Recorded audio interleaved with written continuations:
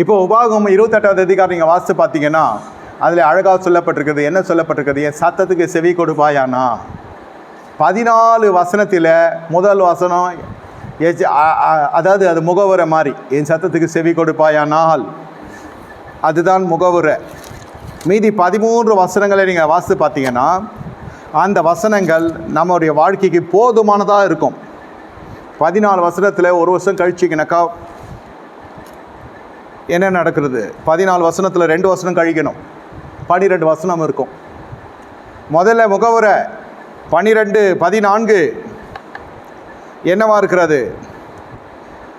இன்று நான் உனக்கு விதிக்கிற உன் தேவனாகிய கர்த்தரின் கட்டளை கை கொள்ளுமாய்களும் நடக்குமாய்களுக்கு கொடுத்து வந்தால் கர்த்தரனை வாளாக்காமல் தலையாக்குவார், கீழாவாம் மேலாவாய்.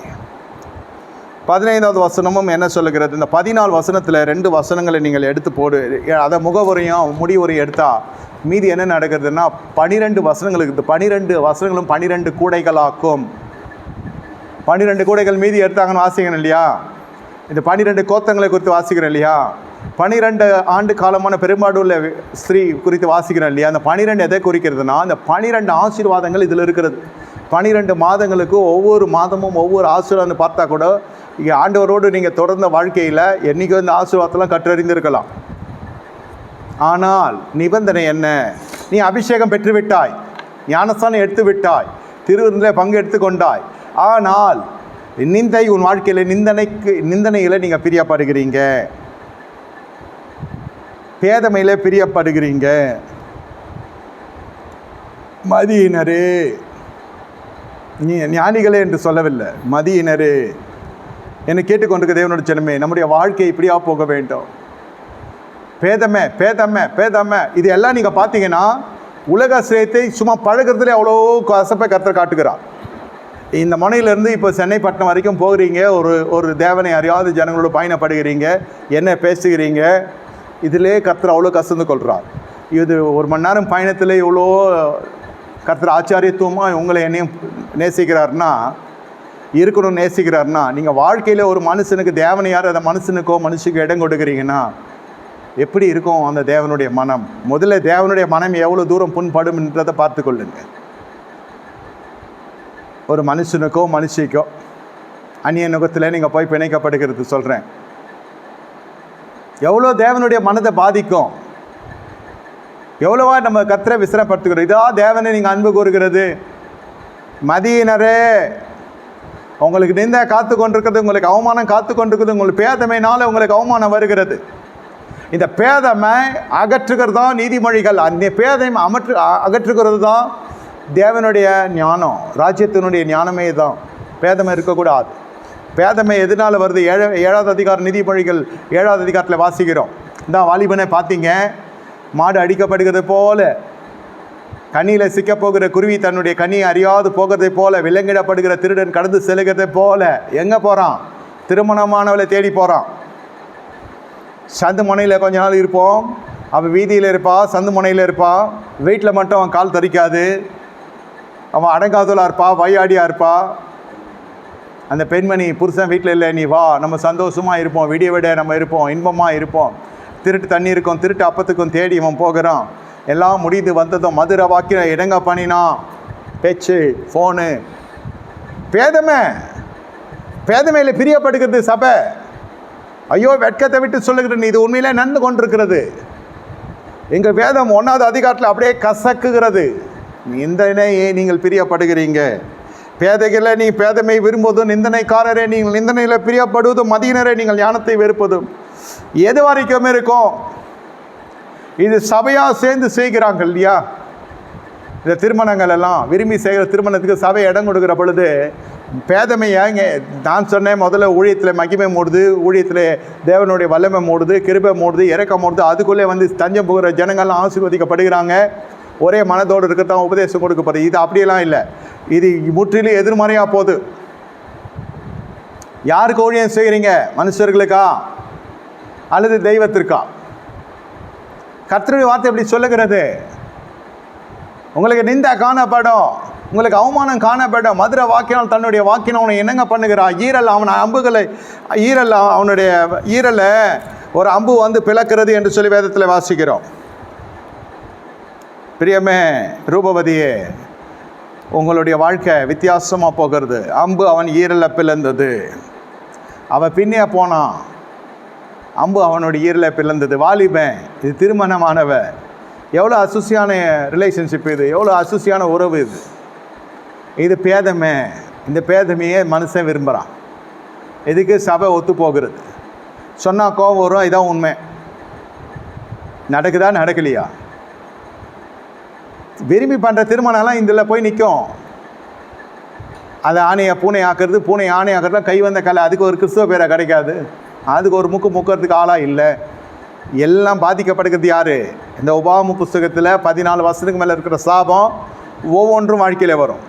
தெரியாது. ஜப குறிப்புகளை நீங்கள் படிக்கிற பொழுதே சில சமயத்தில் எழுதி கொடுப்பாங்க, சில கூப்பிட்டு சொல்லுவாங்க. அது பார்க்குறப்பவே 28 அதிகாரம் 14 வருஷத்துக்கு மேலே பார்த்தா இந்த சப்ஜெக்ட் அவங்களுடைய விண்ணப்பங்கள் இதில் உட்காரம் வந்து, எனக்கு வேலை பிரச்சனை ஐயா, எஜமான் சரியில்லை, எனக்கு திட்டுறான், நீ கடுமையான முதலாளிகளுக்கு சேவகம் பண்ணுவான்னு எழுதியிருக்கு 54 வசனத்தில். கொடூரமான மனுஷனுக்கு நீ சேவகம் பண்ணுவே. கையின் பிரயாசம் இல்லை. பொண்ணு ஓடி போயிட்டா, பையன் ஓடி போயிட்டான், பொண்டாட்டி ஓடி போயிட்டா, புருஷன் வச்சுன்னு இருக்கான். கண்காண இதெல்லாம் நடக்கும்னு வேதம் சொல்லுது. செவி சாய்க்கல ஐயா, செவி சாய்க்கணும். நீ வார்த்தை வரைக்கும் வந்தாய், அது சத்தத்தை கேட்கிற வரைக்கும் வந்தாய், அதை நினைத்து நீ பெருமைப்பட்டு கொண்டிருக்கிறாய். பரிசுத்தாவினுடைய நிறைவை நான் சொல்லுகிறேன், முழுமை அடைகிறத சொல்லுகிறேன். இதெல்லாம் நீங்கள் கேட்டு செய்கிற பொழுது சில பேர் என்ன சொல்லுவாங்கனாக்கா, உறவுகளெல்லாம் இழந்துடுவாங்க. நீ கர்த்தருடைய சத்தத்துக்கு செவி கொடுத்தா முதல்ல அடி வாங்கிறது உறவுகள். அதுக்காக என்ன செய்யறது? நம்ம நிந்தையை ஏற்றுக்கொள்ள முடியுமா? நான் ஒரு ஜான் அங்கே எடுத்து வச்சேன். ஒரு ஜான்னா ஒரு ஜானி தான். ஜானுன்னு யாரையோ சொல்கிறேன்னு நினச்சிக்காதீங்க. ஒரு அடி எடுத்து வச்சேன்னா 10 அடி எனக்கு ஆசீர்வாதத்தை பின் தங்குவேன். நான் ஏதாவது ஒரு இடத்துல போய் சிக்கிக்கொள்ளுவேன். நீ கேட்குறப்பவே பயமாக இருக்கும், தேவ பயம் இருக்கிறவங்களுக்கு. ஆனால் வெறுப்பு இருக்கும் தேவ பயம் இல்லாதவர்களுக்கு. இந்த இடத்துல தான் கொரிந்தியரில் வாசிக்கிறோம், சிலுவை குறித்த உபதேசம் கெட்டு பொருளுக்கு பைத்தியமாக இருக்குது, ரட்சிக்கப்பட்ட நமக்கும் அது தேவ பலனாக இருக்குது. இப்போ பாருங்கள், அந்த 15வது வசனத்திலேருந்து நீங்கள் பார்த்தீங்கன்னா, பிள்ளைங்க ஓடி போகிறது, வீட்டை விட்டு புருஷன் வேற ஒரு பெண் ஜாதி கூட போகிறது, மனைவி வேற ஒருத்தரை நேசிக்கிறது, திருமணத்துக்கு பிறகு நடக்கிற இந்த அநீதிகள், இந்த அபாயங்கள்லாம் சொல்கிறேன், எல்லாமே அதில் எழுதி கொண்டிருக்கிறது. வேலை, வீடு, வியாபாரம் எல்லாம், சரீர நன்மை, இலை நோயினால், அந்த வாதையினால், எகிப்தின் வாதையினால் வாதிப்பேன், எல்லா ஜப குறிப்பை நீங்கள் பார்த்தீங்கன்னா இதுலேருந்து ஆரம்பிக்கும். இந்த 14 வசனம் வரைக்கும் ராஜ்யத்துக்குரிய ஞானம் இது. இதுக்குள்ளே நீங்கள் போயிட்டீங்கன்னா பல ஜப குறிப்புகள் உங்கள் வாழ்க்கையில் என்னதென்றே தெரியாது. கண்ணாடி போட்டிருக்கோம், அதனால் கண் பார்வை பற்றி ரொம்ப சொல்ல வேண்டியதில்லை. உங்களுக்கு தெரியும் என்ன சைட் டெஃபிஷியன்சி இருக்கணும். சுத்தமாக கண்ணே தெரியாதவங்களுக்கும் கண்ணு தெரியவங்களுக்கும் இருக்கிற வித்தியாசமாக இருக்கும். கர்த்தர் இந்த மாலை வேலை உங்கள் இடத்துல சொல்லுகிற ஒரு காரியம், உங்கள் வாழ்க்கையில் ஜப குறிப்பெல்லாம் ஒரு பக்கம் வைங்க, அப்படியே ஓரமாக வச்சுருங்க. இந்த உபாகம் 28வது அதிகாரம் மட்டும் ஒரு 3 நாள் தொடர்ந்து படிங்க, உங்களுக்கே நிறைய தெளிவு வந்துடும். இந்த நீதிமொழிகளை மட்டும் அற்பமாகினாதீங்க. 31 அதிகாரம் 31 நாட்களுக்குரிய மருந்தது. 1வது அதிகாரத்திலே கசக்கி பிழியப்படுகிறது. நீ என்னுடைய சத்தத்துக்கு நான் உன்னை கூப்பிடுகிற பொழுது நீ என்ன செய்கிறாய்? என் பேச்சை நீ கேட்கறதில்ல. அப்போது நீ கூப்பிட்றப்ப நான் வருவேன் நினைக்கிறியா? நீங்கள் பயப்படுகாரின் புசல் போல் வரும், ஆபத்து சூறாவளி உங்களுக்கு நேரிடும் போது நெருக்கம் எடுக்கும் உங்கள் மீது வரும்பொழுது அகாடியம் பண்ணுவேன். நானும் உங்கள் ஆபத்து காலத்தில் நகைத்து நீங்கள் பயப்படுகாரியம் வரும்பொழுது அகடியம் பண்ணுவேன். நான் மறு உத்தரவு கூப்பிடுகிறாங்க, கொடுக்க மாட்டேன். அவர்கள் அதிகாலம் தேடுவாங்க, என்னை காண மாட்டாங்க. அறிவை வெறுத்தாய். கர்த்தருக்கு பயப்பட தெரிந்து கொள்ளாமல் போனாங்க, ஆலோசனாவுக்கு விரும்பவில்லை.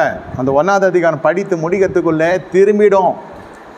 திரும்பாத மனலாம் திரும்பிடும். நான் சொல்வது மிக நியாயமான இருதயத்தோடு மனசாட்சியோடு படிக்கிற பொழுது, ஐயா ஒரு நட்பு எனக்கு இவ்வளோ தூரம் கொண்டு வந்து விடுமா? ஆமாம், உங்களை பங்காளியாயிரு, உங்களை உங்களை கொண்டு போயிடுறாங்க. நட்பு அப்படியே வாரி கொண்டு போயிடும் சிலரை.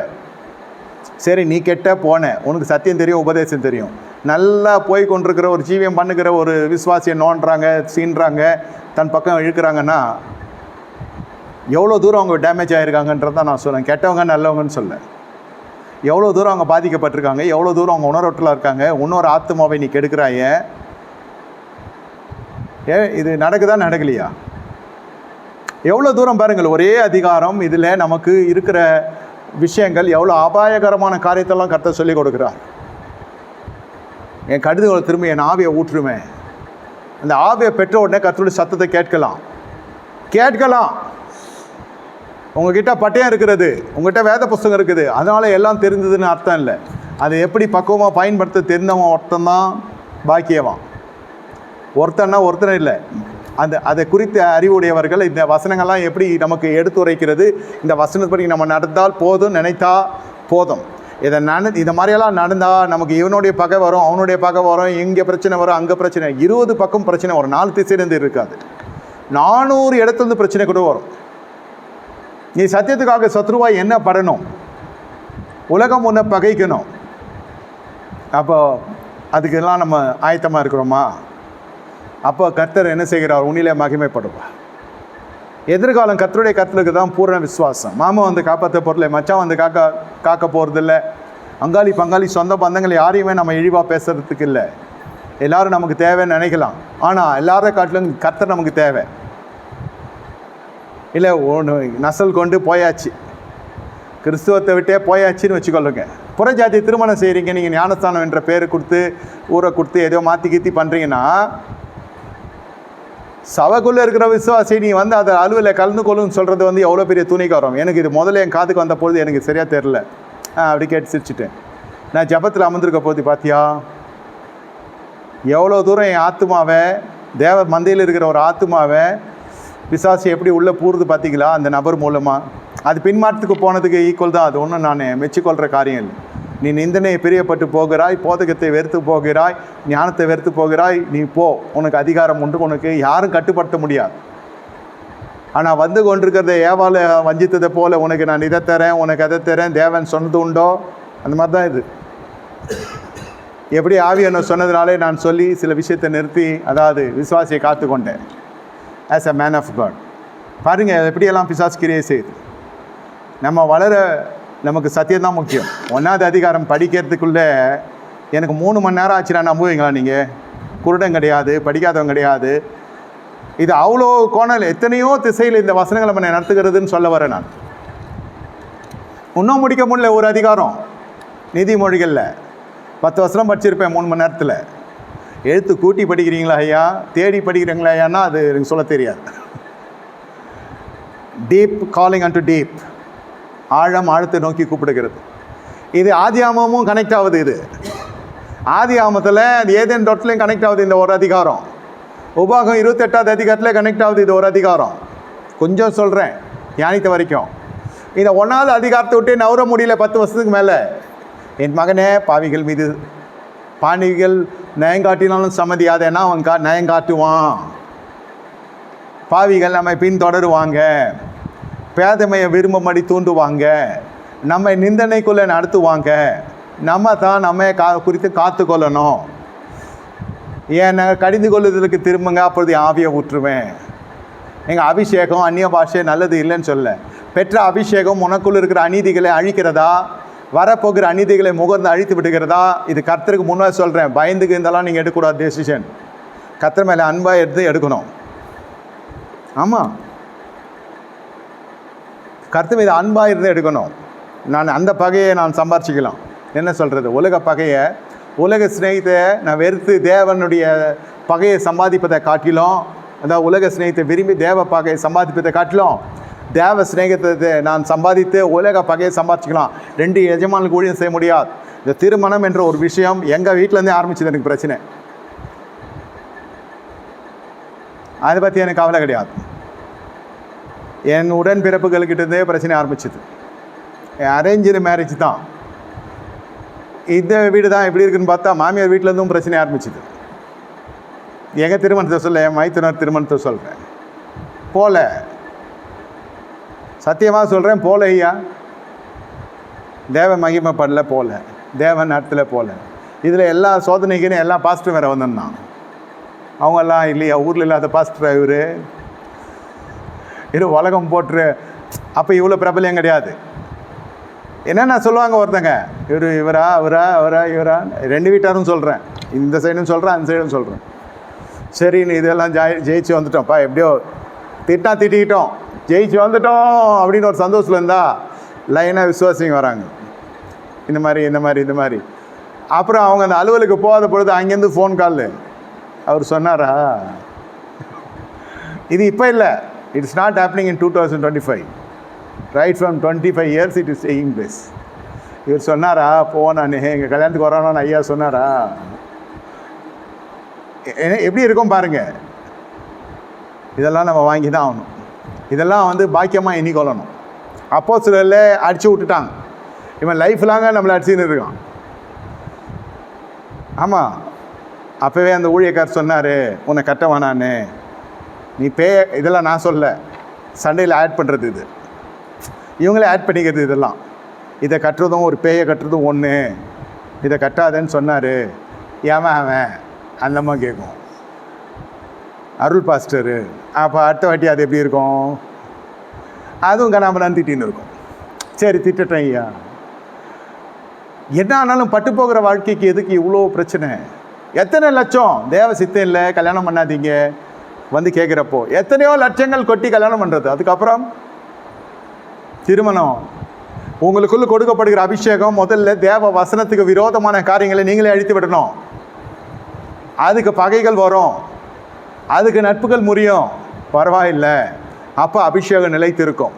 ஞானஸ்தானம் எடுத்த பிறகு நடக்கிற காரியம் சொல்கிறேன் நான். இதை குறித்து பிரசங்க நீங்கள் கேட்டிங்களா என்னன்னு தெரியல. ஆராதிக்கலாம், கைகளை உயர்த்தலாம், கால்கள் உயர்த்தலாம், அபிஷேகத்தில் அப்படியே மிதப்பாங்க, ஜீவியம் தோற்றுரும்.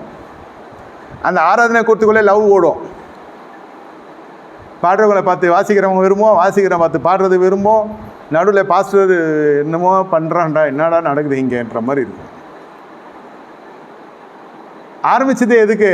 ஆரோன் ஆராதனை ஆகிடும். அது கட்சியில் ஆரோன் நிர்வாணப்படுத்தினான், இங்கே நிர்வாணப்படுத்தணும்னு அவசியம் இல்லை, அவனே நிர்வாணம் ஆகிடுவான். எல்லாம் பலிபீடத்தில் இதெல்லாம் பேக் ஆகிடும். சரி, பலிபீடத்துலேருந்து இவ்வளோ பெரிய மாசு புறப்படுகிறப்போ அப்போது பிரகாரங்கள் எப்படி இருக்கும்? வாசஸ்தலம், தேவனுடைய வாசஸ்தலத்தில் எப்படி இருக்கும்? மகாபரிசுத்தலத்தில் பரிசுத்தத்தில் எப்படி இருக்கும்? பிரகாரங்கள் எப்படி இருக்கும்? பூசார விசுவாசி எப்படி இருப்பான்? தெரின விசுவாசி எப்படி இருப்பான்? சபையை அப்படியே கலங்கி காணப்படும். இதில் பூ வச்சுக்காதன்னுவா, இல்லை பொட்டு வைக்காதன்னுவா, இல்லை நகை போடாதன்னுவா, அந்த அரசியலுக்குள்ளே போயிடுவாங்க. சிலது ஜாதி பற்றி பேச போயிடுவாங்க, ஜாதி பார்க்காதீங்க. நம்ம பரிசுத்த ஜாதியா, டாபிக் நிறைய இருக்குது, வைரல் ஆகிறதுக்காக எதனா ஒன்று பேசின்னு இருக்காதீங்க, வாழ்க்கையை பார்த்து பேசுங்க. உங்களுக்கு தேவை பகை எவ்வளோ, கர்த்தருடைய சிநேகித்ததுக்காக பகையை சம்பாரிச்சிங்களா? அதில் நீங்கள் ஐஸ்வர்யவானாக இருக்கிறீங்களா? பாக்கியவான். பரலோகத்தில் உங்கள் பலன் பெரிதாக இருக்கும். நமக்கு அது உபாகம் 28 14 நிறுத்திக்கணும் வாழ்க்கை. அதுக்கு மேலெல்லாம் நம்ம வாழ்க்கை போகக்கூடாது. நீங்கள் 1வது அதிகாரம் கனெக்டட் டு ஈடன் கார்டன், இந்த first chapter of props is getting connected to Deuteronomy chapter 28. கொஞ்சம் சொல்கிறேன், அப்படியே ஆறுகள் மாதிரி ஓடுது. எல்லாமே அதில் ஒரு கதம சாதமாக இருக்குது. நம்ம பிரிஞ்சு சாப்பிட்றமே அந்த மாதிரி இருக்குது. எல்லா காய்கறியெல்லாம் போட்டிருக்குது, அதுக்காக சொல்கிறேன். இது எல்லாத்துக்கும் வழி வகுக்கிறது ஏதேன் தோட்டத்தில் போய் நிற்கிறது 1வது அதிகாரம். பாவிகள் நயங்காட்டு சம்மதி, அங்கே சர்பத்தினாலே வஞ்சிக்கப்பட்டது ஏவாள். கடைசியில் கர்த்தர் கடிந்து கொள்ளுகிற அளவுக்கு போயிடுச்சு. கடிந்து கொண்டாலும் தேவன் நல்ல தேவன் ஆவியை ஊற்றுகிறார். பரிசுத்தாவி பெற்றவங்க ஆராதனையோடு நிறுத்தி கொள்ளாதீங்க. தேவ பகையை சம்பாதிக்காமல் உலக பகையை சம்பாதிக்கிறதுக்குள்ளே போயிடுங்க. தேவ ஸ்நேகத்துக்குள்ளே வந்துடுங்க. வாய் பேசக்கூடாது, குறுக்க பேசக்கூடாது. நம்ம பேசக்கூடாது, அவன் பேசலாம், என்ன வேணாம், அவங்க விமர்சிக்கலாம், நம்ம கூட எதுவும் பேசக்கூடாது. கண்களை மூடி கர்த்தரை நோக்கி பார்ப்போமா? ஆண்டவரே ஸ்தோத்தரிக்கிறோம்.